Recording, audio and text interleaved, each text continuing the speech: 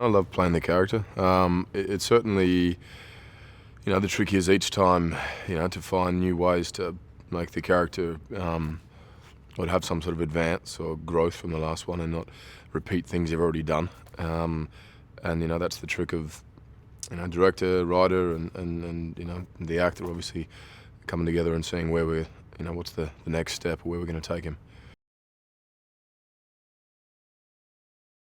For Thor, it really is picking up from Thor 1 in a lot of ways, with the same sort of questions he still has about his brother, about why and how did they end up here and what happened to their relationship, and but the bigger picture being now Thor is stepping into the role of king, or about to potentially, and proving that he deserves to be there, and also understanding or coming to terms with the responsibilities that becoming king carries. The Dark World is a reference to the planet that the Dark Elves are from, but also I think Alan's take on it was that this is it's a darker transition into adulthood, if you will,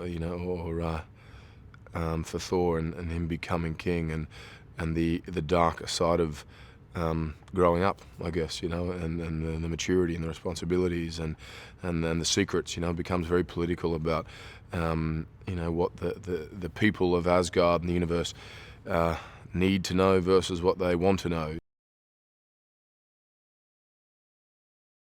I think I'm always looking for some sort of conflict, and what is it that he's trying to work through, as opposed to just kind of being there and being central to the situation. And I think you got to make sure the hero is certainly is a big catalyst to the resolution. He's not just kind of there to step in at the very end and save the day. You want a journey.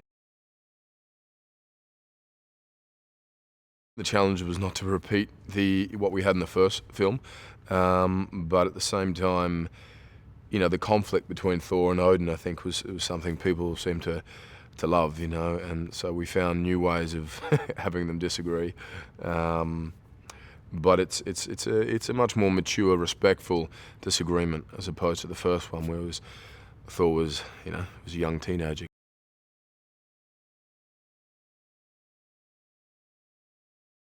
Thor gets to really ask Loki, "What do you want? What's this about? Why? How did we get here?" And also apologize. Yeah, okay, I maybe played a part in that, but I think he's able to confront Loki and say it's about time that you kind of recognize your role in this. It wasn't all everyone else's fault, and which was nice. I think in especially Avengers, it was just us kind of yelling at each other and butting heads, and that happens a bit in this, but there's for the most part, I think it's a far more interesting dynamic.